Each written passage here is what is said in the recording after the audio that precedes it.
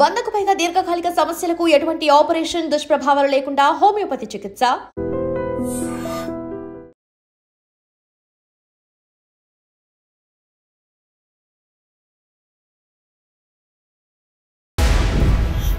నమస్తే, welcome to I dream inside politics with Kavitha. BJP ఎంపీలు 8 మంది ఉన్నప్పటికీ రాష్ట్రంలో ఎరువుల కొరత ఎందుకని ఉంది? బీజేపీ కేంద్రం రాష్ట్రానికి సంబంధించి నిధులను ఎందుకు ఇవ్వలేకపోతోంది? 53 సార్లు సీఎం ఢిల్లీకి వెళ్ళినా ఎందుకు అపాయింట్మెంట్లు దొరకట్లేదు? రాష్ట్రానికి సంబంధించినటువంటి నిధులు ఎందుకు విడుదల కావట్లేదు? మనతో పాటుగా ఉన్నారు ఎంపీ రఘునందన్ రావు. రఘునందన్ గారు నమస్కారం అండి. సో యూరియా కొరత అనేది ఒక 3 నెలల నుంచి విపరీతంగా ఉంది. యూరియాని ఎవరైతే తెస్తారో ఎవరైతే ఇస్తారో వాళ్ళకే మేము ఓటేస్తామంది బీఆర్ఎస్ వైస్ ప్రెసిడెంట్కి సంబంధించి ఓటింగ్లో కూడా పాల్గొనలేదు. సో తప్పు ఎవరిదంటారు అక్కడ? ఓట్లు లేని వాళ్ళు ఓటేస్తామని బెదిరిస్తే ఎవరేం చేస్తారు? 4 ఎంపీలు ఉన్నారు కదా రాజ్యసభ. లోక్సభలో వాళ్ళకి ఒక్క ఎంపీ కూడా లేడు కదా కవిత గారు.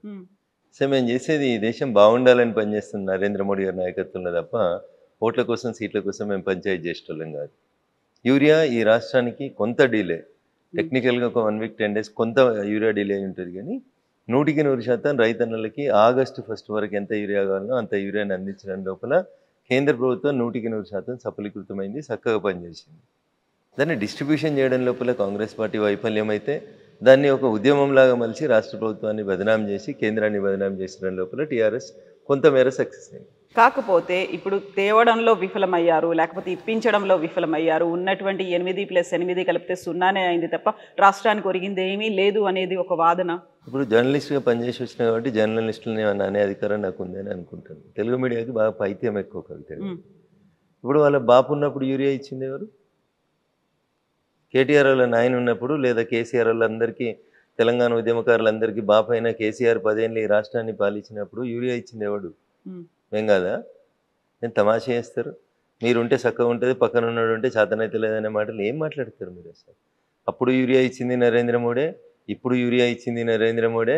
అన్ని రాష్ట్రాలకి ఎంత అవసరం ఉందని ఇండెంట్ పెడితే అంత ఇచ్చింది మేమే. దానికి యూరియా ఇయ్యలేదు. దానికి కూడా ఆర్టిఫిషియల్గా వాళ్ళు ఒక ఉద్యమాన్ని ప్రారంభిస్తే రైతులు ప్యానిక్ గురై రోజు లైన్లో నిల్చొని ఇబ్బందులు ఎదుర్కొనేటువంటి పరిస్థితి వస్తుంది. ఇది వాళ్ళు కావాలని క్రియేట్ చేసినారు. కొంత రాష్ట్ర ప్రభుత్వం వైఫల్యం ఉంది, డిస్ట్రిబ్యూషన్ లోపల ప్రాపర్గా చేయకపోవడం. రైతులు పానిక్ కాకుండా ఎక్కడికక్కడ మంత్రులు పోయి సెంటర్లని సందర్శించి ప్రజలకి రైతులకి భరోసా ఇవ్వాల్సినటువంటి కాంగ్రెస్ మంత్రులు వైఫల్యం చెందిరు. వీళ్ళకి అడ్మినిస్ట్రేషన్ మీద పట్టు లేదు. వాళ్ళకి బురద జల్లుట లోపల పూర్తి పట్టు వచ్చింది.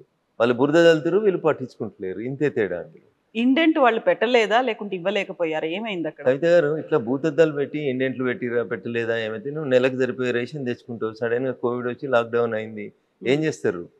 భారతదేశానికి అనుకోకుండా ఒక యుద్ధం వచ్చింది, కొంచెం ఇబ్బందికరమైన పరిస్థితి వచ్చింది. ఉన్న దాంట్లో రైతులన్నీ కన్విన్స్ చేసి జూలై 31 దాకా రాని కొరత ఆగస్టులో ఎందుకు వచ్చింది? ఏం చేసింది రాష్ట్ర ప్రభుత్వం? ఎంత పెట్టింది ఏంటంటే ఎంత ఇచ్చిండ్రు? నేను DDRC మీటింగ్లో మా జిల్లాలో పాల్గొన్నాను కాబట్టి చెప్తా ఉన్నాను. నేను జూలై లాస్ట్ వీక్లో గౌరవ మంత్రి వివేక్ గారితో కలిసి పాల్గొన్నప్పుడు నేను అడిగిన మా జిల్లా కలెక్టర్ గారిని, యూరియా మీకు సరిపోయినంత వస్తుందా వస్తలేదా, ఆగస్ట్ ఇండెంట్ సరిగా పెట్టిండ్రా పెట్టలేదా అని అడిగినాను. అది రాష్ట్ర ప్రభుత్వం చెప్పాలి. వాళ్ళు ఎంత అడిగితే అంత ఇచ్చినాం. మధ్యలో కొంత పాకిస్తాన్ తోటి యుద్ధం వల్ల ఒక 1 వీక్ 10 డేస్ కొంచెం డిస్టర్బెన్స్ అయిన మాట వాస్తవం. దాన్ని మేము అంగీకరించేందుకు చిత్తశుద్ధితోటి ఉన్నాం. కానీ టీఆర్ఎస్ ఒకటే పనిగా బురద జల్లే కార్యక్రమం పెట్టుకొని 30 మంది పేమెంట్ ఇచ్చేటువంటి జీతగాళ్ళని జర్నలిస్టులకు పెట్టుకొని ఏది పడితే అది చేస్తుంటే ఎవడేం చేస్తాడు కవిత గారు? దానికి కేసీఆర్ ఉన్నప్పుడు యూరియా అయింది, ఆ కేసీఆర్ ఇంట్లో ఫామ్ హౌస్లో తయారు చేసుకొని తెచ్చి రైతులకంతా యూరియా ఇచ్చిండా? మా బాబు ఉంటే మంచిగా వచ్చింది, వేరే ఎవడు తెలియదు. పోయిన సంవత్సరం రాలేదా మరి? ఇదే ఈసారి ఎందుకు వచ్చింది? ఆ డిఫికల్టీని గమనించకుండా రాజకీయ లబ్ధి కోసం పొద్దుగలెత్తే బురదల్లే కార్యక్రమాన్ని 30 మెడికల్ కాలేజీలు కాదు 30 యూట్యూబ్ ఛానళ్ళకి జీతం ఇవ్వాలని కేటీఆర్ అనేటువంటి జీతం ఇచ్చి చేస్తుంటే ఎవడేం చేస్తాడు దానికి? కవిత గారు, ఇబ్బంది జరిగిన మాట వాస్తవం, వారం 10 రోజులు అవస్థ అయిన మాట వాస్తవం. ఆ వారం 10 రోజులు సరిగా మేనేజ్ చేసుకోవడం ఈ ప్రభుత్వానికి చేతగా లేదు అంటున్నా. ఉన్న యూరియాని రైతులకు భరోసా ఇవ్వకపోతే 2 అవసరం ఉన్న వాళ్ళు వచ్చే పసలు కూడా దొరుకుతుందని 4 తీసుకుంటున్నారు. దీనివల్ల కొంత కొరత వచ్చింది, కొంత బ్లాక్మెయిల్ చేస్తూ ఉన్నారు, కొంత బ్లాక్ మార్కెటింగ్ చేస్తూ ఉన్నారు, డీలర్లు కొంతవరకు ఇబ్బంది పెడతా ఉన్నారు రైతుల్ని. దీన్ని కంట్రోల్ చేయాల్సినటువంటి రాష్ట్ర ప్రభుత్వం చేయలేక వైఫల్యం చెందితే అగో పులి అంటే ఇగో తోక అని వీళ్ళు ఇక దాన్ని భూతద్దంలో పెట్టి వీళ్ళు రచ్చ చేసి రైతులంతా పానిక్ క్రియేట్ చేసేటువంటి కార్యక్రమాన్ని చేస్తూ ఉన్నారు. వాళ్ళది కత్తి కాదు నెత్తి కాదు, రాష్ట్రంలో లేరు, ఢిల్లీలో లేరు, అందుకని వేస్తూనే ఉన్నారు బురద. 30 యూట్యూబ్ ఛానళ్ళని పెట్టి పేమెంట్ ఆర్టిస్టులను పెట్టి నడిపిస్తూ ఉన్నారు, నటన చేస్తూ ఉన్నారు. ఎట్లయితుంది అట్లా కవిత గారు?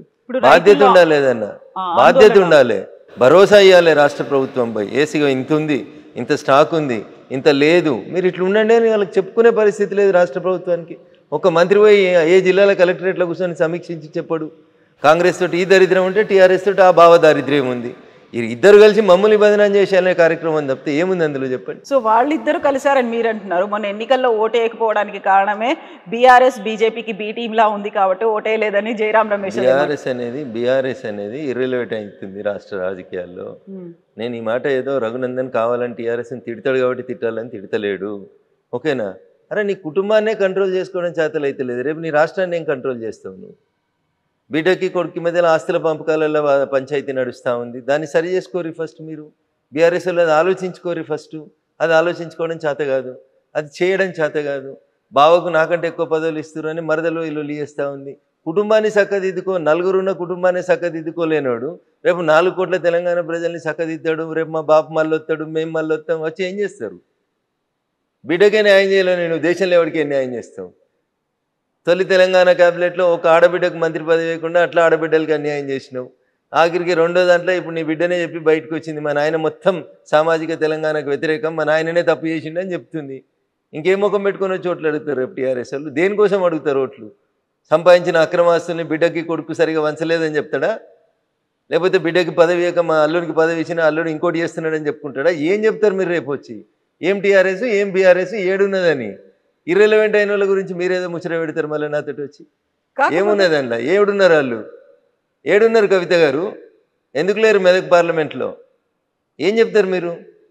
ప్రజాస్వామ్యం అర్థం ప్రజలు ఓట్లు వేస్తారు, మీకు ఓట్లు వేస్తలేరు కదా, రేపు ఇంకా వేయరు మీకు. నిన్ననే మన ఒక జర్నలిస్ట్ కృష్ణ అనుకుంటా మిత్రుడు 10 ప్రశ్నలు సమాజం ముందు నుంచి సర్వే చేసిండు. ఏమొచ్చింది సర్వే రిపోర్టు?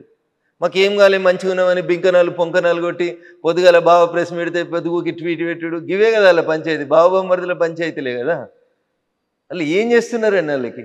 మీరు చూడు, నేను చాలా స్పష్టంగా చెప్పదలుచుకున్నా మీకు. ఈ 18 నెలల్లో గత ఏడాది నుంచి హరీష్ రావు గారు ఒక జిల్లాకు వస్తే దానికి పోటీ కేటీఆర్ గారు ఇంకో జిల్లాకు పోవాలి. హరీష్ రావు గారు ప్రెస్ మీట్ పెడితే కేటీఆర్ గారు ట్వీట్ పెట్టాలి, హరీష్ ట్వీట్ పెడితే కేటీఆర్ గారు ప్రెస్ మీట్ పెట్టాలి, బావ సిరిసిల్లకు పోతే బామ్మది కరీంనగర్ పోవాలి. ఇది తప్ప వాళ్ళిద్దరి పోటీ పంచాయతీ తప్ప వాళ్ళు ప్రజలకు చేసింది ఏంది? ఏం చేసిర్రు? 10 ఏళ్ళ మీరు చక్కదిద్దింది ఏందని?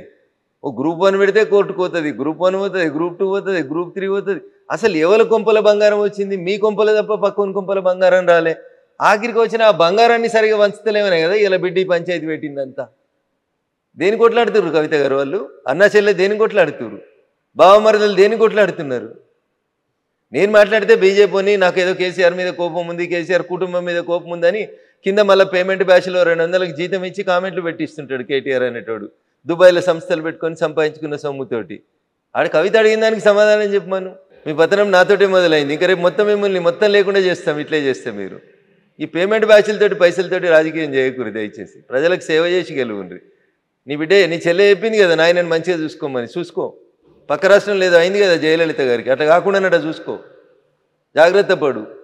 రామన్న అని ప్రాధాయపడుతూ చెప్పింది కదా, పైసల పంచాయతీ కాదు, ముందు నాయనని కాపాడుకోరు. నీకు నాయనని కాపాడుకోవడం రాదు, చెల్లెని కాపాడుకోవడం రాదు, మా మీద ఇరుసుకపడ్డమనేది యూట్యూబ్ ఛానల్ పెట్టి పేమెంట్ బ్యాచ్లు పెడితే ఏమవుతుంది కవిత గారు? బీఆర్ఎస్ పార్టీలోంచి, అంటే అప్పుడు ఉన్నటువంటి టీఆర్ఎస్ పార్టీలోకి మీరు బయటికి రావడానికి కూడా ఒక కారణం అని చెప్పారు. అదే కారణంతోనే మీరు వచ్చిండ్రా? నేను ఏమంటున్నా, వాళ్ళ కుటుంబ పంచాయతీలో మమ్మల్ని ఎందుకు లాగుతారు? మీ పేరు చెప్పారు కదా అక్కడ. పోనీరు, చెప్పేటోళ్ళు చెప్పుకుంటేనే, వాళ్ళకి ఎలా అవసరం వచ్చినప్పుడు ఇది చేసుకుంటారు. మనకెందుకు కవిత పంచాయతీ? వాళ్ళ సాగు వాళ్ళు చావనీరు. సో వచ్చినటువంటి రీజన్స్ అన్ని ఏంటనుకుంటున్నారు? ఇవన్నీ రీజన్స్ తోనే నేను నన్ను ఎందుకు బయటికి పంపిరేంది అనేది నేను బయటకు వచ్చినప్పుడు కుండ బద్దలు కొట్టినట్టు చెప్పిన, ఓకేనా? తిట్టేకాడికి తిట్టినా, శాపనార్థాలు పెట్టేకాడికి పెట్టినాం, చేసేకాడికి చేసినాం. ఇది కాదు కొట్లాడాలి వ్యతిరేకంగా నిలబడాలనుకున్నాం. ఏ నోరైతే కేసీఆర్ గొప్పోడు, తెలంగాణ గొప్పదని చెప్పిందో, తెలంగాణ తెచ్చుకుంటేందుకు ఆయన ఉపయోగపడతాడని చెప్పిండో అదే నోరు చెప్పింది.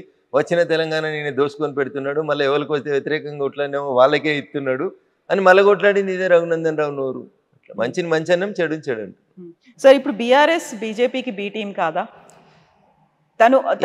ఈ ప్రశ్న అడిగేటువంటి రిపోర్టర్లకి మీ క్వాలిఫికేషన్ ఏందని అడగాల్సి వస్తుంది. ఒక రాజకీయ పార్టీ ఇంకొక రాజకీయ పార్టీకి బీ టీం ఎందుకు అవుతుంది?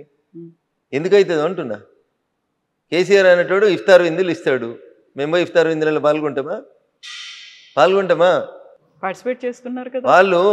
వాళ్ళు ముస్లిమ్స్కి రిజర్వేషన్స్ కావాలని కొట్లాడతారు కేసీఆర్ వాళ్ళు. కాంగ్రెస్ కొట్లాడుతుంది. కాంగ్రెస్ బీఆర్ఎస్ ఒకటవుతుందా? బీజేపీ బీఆర్ఎస్ ఒకటవుతుందా? ఎట్లా అడుగుతారు మీరు ఆ ప్రశ్నలో అంటున్నా? ఏ సిద్ధాంతంలో పోలికుంది? మాకు దేశం ఫస్ట్, మా నాయకుడు 24 గంటలలో 18 గంటలు పనిచేస్తాడు, వాళ్ళ కుటుంబం ఫస్ట్, అవునా? వాళ్ళకి 24 గంటలు ఫామ్ హౌసే ఫస్ట్, వాళ్ళకి ఆస్తులు దోసుకోవడం ఫస్ట్, మాకు ఈ దేశం కోసం చచ్చిపోవడం ఫస్ట్. ఇక వాళ్ళకి మాకు బీఫ్ టీంలు ఎట్లయితే ఏం పొంతన ఉంటుంది? ఏం పోలికుందని అడుగుతారు? బీఆర్ఎస్కి ఏం సిద్ధాంతం ఉంది? ఏం సిద్ధాంతం ఉంది బీఆర్ఎస్? తెలంగాణ తొలి ముఖ్యమంత్రి దళితుడే, చెప్పిన మాట మర్చిపోవాలి. తెలంగాణ ఫస్ట్ క్యాబినెట్లో మహిళలు ఉండరు, ఆకాశంలో సగం ఆడబిడ్డలు ఎట్లు ఇయ్యరు అంటాడు అవసరం వచ్చినప్పుడు. మళ్ళీ ఆయన ఇలా ఆడబిడ్డలు కనబడారు. రెండో క్యాబినెట్లో బీసీలు ఉంచారు. తెలంగాణ జనాభాలో 185% బీసీలు, ఎస్సీలు, ఎస్టీలు.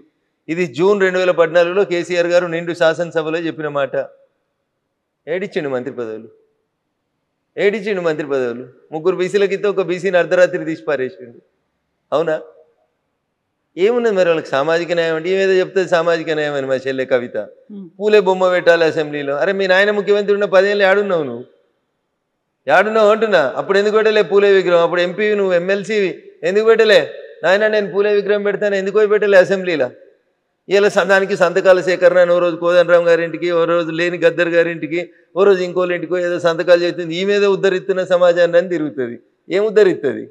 నవ్వుతురు జనాలు. 10 ఏళ్ళు పెట్టడం చేతగలిగిన ఈమెకి ఈమె ఇలా పూలే పేరు చెప్పుకొని తిరుగుతుంది.